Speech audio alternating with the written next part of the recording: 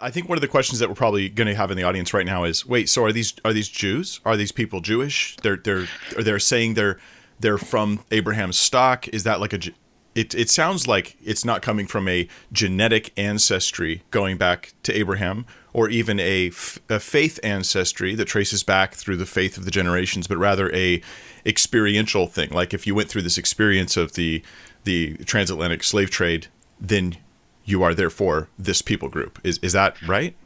Yeah, sometimes I say that the Hebrew Israelite interpretation misuses Deuteronomy 28 as a genetic test kit, meaning most Hebrew Israelites, not all, a lot are unsure about DNA. That's not really a place they look. Now, some do get into it, don't get me wrong, but a lot are very skeptical of it, right? And they'll say, that's not what the Most High intended us to do, is to look to this. What he intended is for us to look at the signs that would follow his people when they disobeyed him. And then they'll list these curses that are in the latter half of Deuteronomy 28. And they'll say, what's the only people group you know of who has experienced all those? And they'll say something like the so-called Africans, because they don't believe that they're actually African. They believe they're Israelites who passed through Africa. So they do believe they're genetically Israelites. Mm-hmm. They just usually don't use genetic science to get there. Some of them will use it as a support, but generally speaking, it's Deuteronomy 28 and other passages that they tie together to say we fulfill those. So they would use scripture sort of as a way to point to themselves. Yeah. Now later on we'll go into Deuteronomy 28 and we'll look at, we'll talk about sort of like how you walk through these issues. But I just want to get like a big scope understanding of the group as a whole.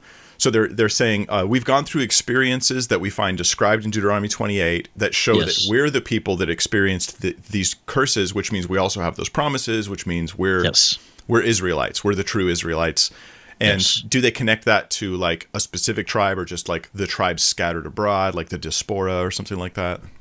So if they're part of what's called a One West camp.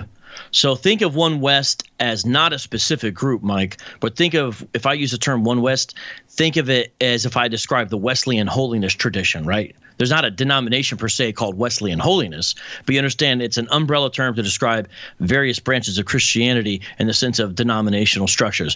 One West or One Westism is a certain type of Hebrew Israelism.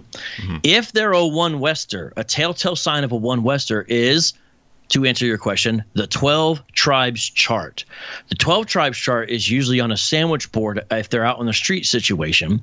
And what it does is it has on the left a one of the ancient 12 tribes of Israel, and on the right a corresponding modern day people group or ethnic or even geographical boundary. For example, we'll say Reuben, Seminole Indians, Simeon, Dominicans, Manasseh, Cubans, Ephraim, Puerto Ricans. You get the idea? And then they would turn to Genesis 49, where there's cryptic kind of future prophecy given based upon each son's character at the time.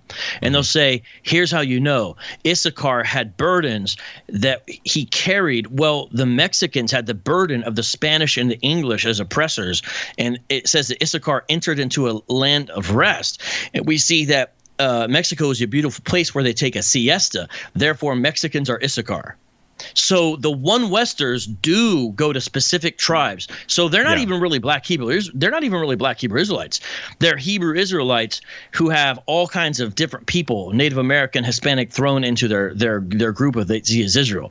Mm-hmm. Other ones, non-One Westers, Mike, they don't believe in the 12 tribes chart. They think it's hokum. They think it's malarkey, and they think it's a travesty to add Mexicans and Native Americans, for example, into the group of Israel. They would think it's mainly only black folks, and they would think that most of them are probably from the tribe of Judah or the southern tribes. Right. That's the general consensus, and they'll say we don't really know who's who. We just know you're an Israelite if you went through this. And those guys you usually don't see on the street. An example of that group would be Israel of God, which Mike has a 6,000 seat church in South Chicago. So we're talking about a big group, Israel of God, but you won't really see them on the street. Yeah.